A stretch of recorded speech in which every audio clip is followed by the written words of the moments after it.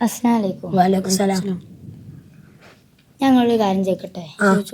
എനിക്ക് ഈ മദ്ദിനെ കുറിച്ചൊന്ന് പറഞ്ഞുതരും. മദ് ബദലും പറഞ്ഞു കൊടുക്കല്ലേ? മദ് തൊബയും മദ് ബദലും പറഞ്ഞുതരാം. ബക്രയിലുള്ള 8ാമത്തെ ആയത്തൊന്ന് ഓതൂ. അഊദു ബില്ലാഹി മിനശ്ശൈത്വാനിർ റജീം. വമിനന്നാസി മൻ യഖൂലു ആമന്നാ ബില്ലാഹി വബിൽ ആഖിരി വമാ ഹും ബിമുഅ്മിനീൻ.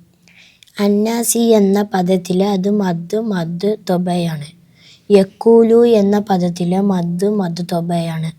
വമാഹും എന്ന പദത്തിൽ മദ് തൊബയാണ്.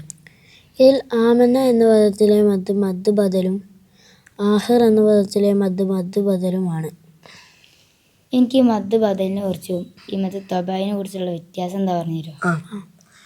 മദ്ദിന്റെ അക്ഷരത്തിന്റെ മുന്നിൽ ഹംസയോ ശേഷം ഹംസയോ സുക്കൂനോ വരാതിരുന്നാൽ അത് മദ് തൊബയാണ്. മദ്ദിന്റെ അക്ഷരത്തിന്റെ ശേഷം ഹംസയോ സുക്കൂനോ വന്നില്ല. മദ്ദിന്റെ അക്ഷരത്തിന്റെ മുമ്പിൽ ഹംസ വന്നാൽ അത് മദ് ബദലാണ്. ശുക്രൻ. അഫ്വൻ.